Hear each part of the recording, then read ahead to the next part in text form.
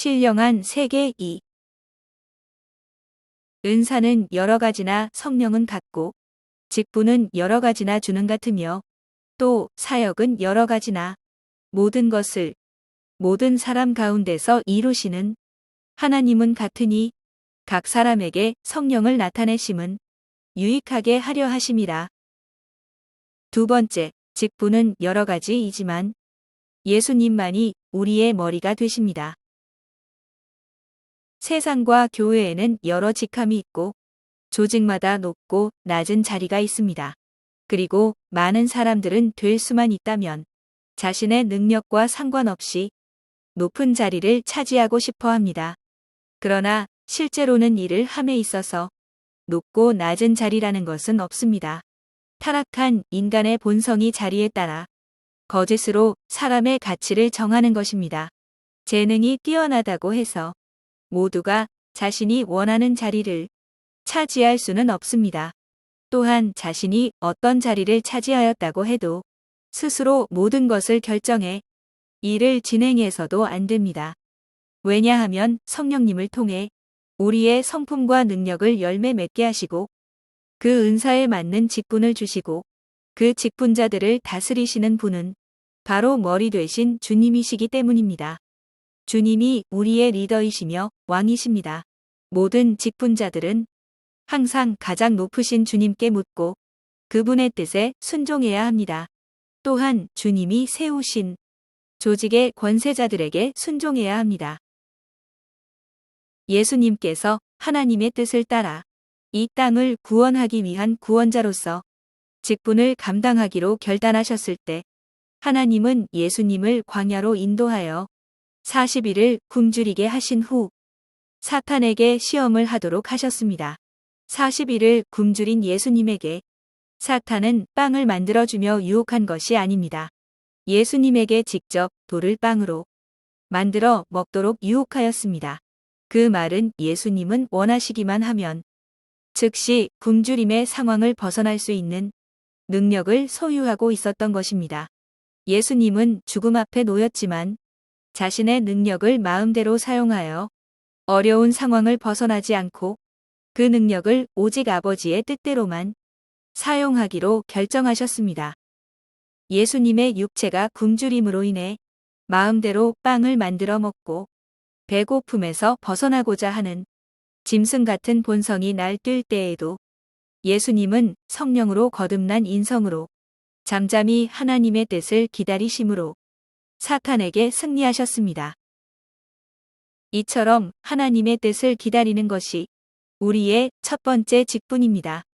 기다림이 어떤 것을 하는 것보다 더 큰 승리를 줄 때가 있습니다. 하나님의 뜻을 기다리는 것에서 기적은 시작됩니다.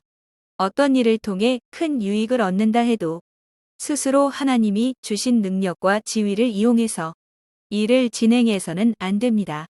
아브람이 하나님의 일하심을 기다리지 못하고 조급하여 성급하게 낳은 이스마엘이 약속의 자녀인 이삭이 건강하게 자라는데 계속적인 방해가 되었습니다.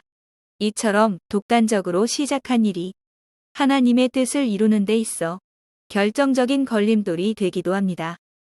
겸손하여 한때 크게 쓰임받던 얼마나 많은 하나님의 사람들이 교만해져 스스로를 지혜롭게 여기고 하나님과 이웃을 위한다는 명분 아래 사역과 운동을 일으키다가 시간과 재정, 기름 부음을 낭비하고 무너져 갔습니까?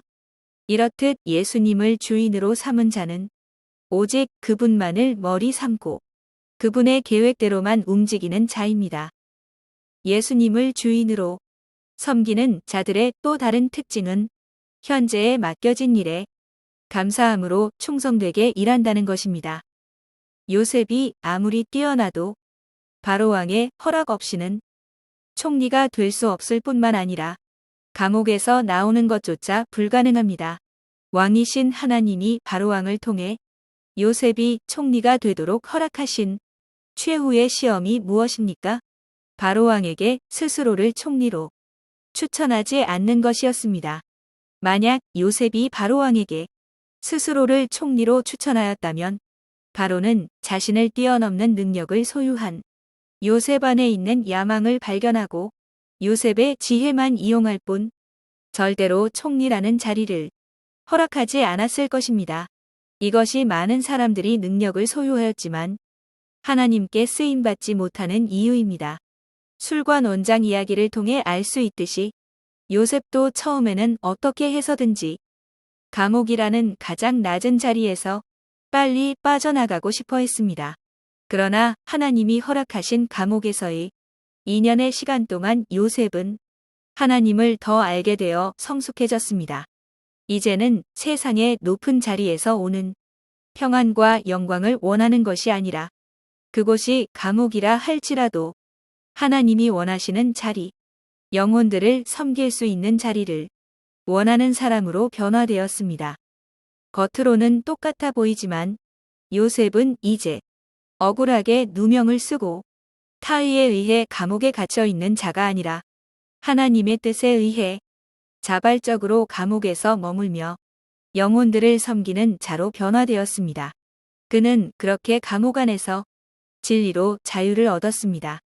불의한 고라의 자손들은 자신들이 맡은 직분에 만족하지 못하여 제사장의 직분을 취하려다가 멸망하였고 미리암은 모세의 직분을 탐내다가 문둥병자가 되어 진 밖으로 쫓겨났습니다.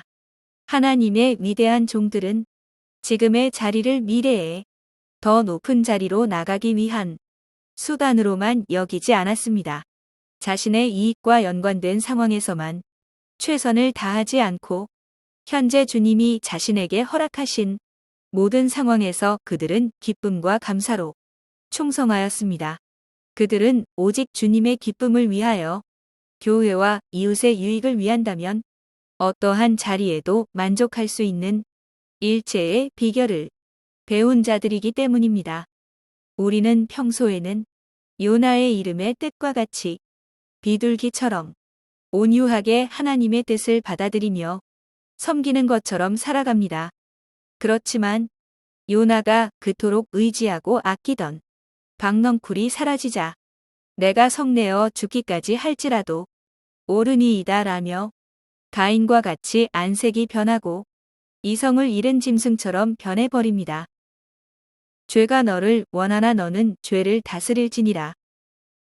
가인처럼 나의 열심이 인정받지 못하고 열매를 맺지 못할 때, 에서처럼 나의 것을 넘겨주어야 할 때, 요나처럼 아끼는 것을 가져가실 때, 예수님이 시험을 받으신 것처럼 큰 고통 속에서 내버려 두실 때에라도 우리가 진정으로 예수님을 우리의 주인으로 인정한다면 그분의 지혜와 능력을 전적으로 신뢰하며 오직 주님의 뜻대로 순종하여 승리하는 자가 됩시다.